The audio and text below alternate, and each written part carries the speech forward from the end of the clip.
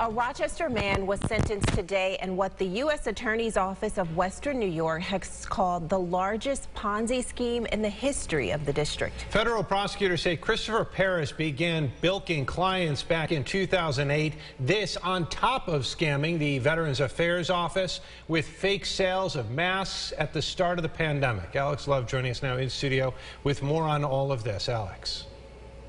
So Christopher Paris has been sentenced to 20 years and 4 months in federal prison after being found guilty of conspiracy to commit mail fraud through a Ponzi scheme and wire fraud related to illegal sales of PPE and N95 masks in 2020.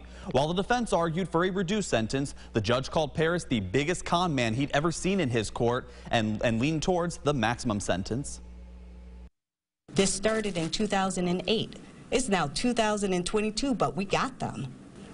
The Western District of New York determined for years Christopher Paris and his partner, Perry Santillo, conned around 1,000 clients out of more than $100 million in a nationwide Ponzi scheme, tricking people to invest their life savings and retirement funds with them, which were used for Paris and Santillo's personal gains. They purchased at least 15 investment advisor or broker businesses.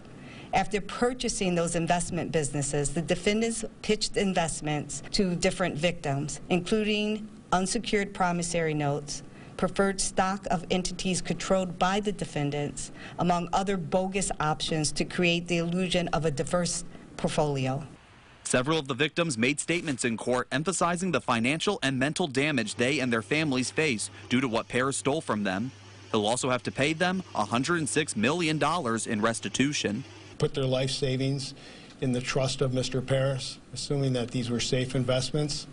They were looking towards retirement, and now they're in their mid-60s, and they don't have the money to support themselves. They not going to have the lifestyle that they planned on in their retirement. Their dreams have been destroyed. Paris was first charged for this Ponzi scheme in January of 2020.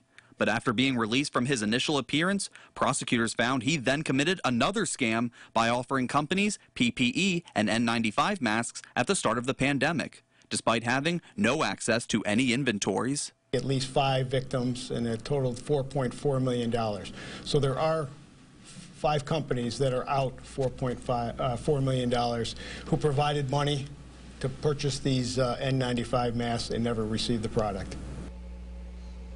Defense attorneys for Christopher Paris did not stick around for comment following the sentencing, but tried to argue Paris was not profiting the most out of all of the defendants in this case and attempted to pay the money back. Paris also spoke out, offering his sincere apologies to his former clients, but the judge responded, his actions speak louder than his words. Adam? All right. Thank you, Alex. Another defendant in this case, Perry Santillo, was found guilty earlier this year in this Ponzi scheme case and was sentenced to 17.5 years in prison.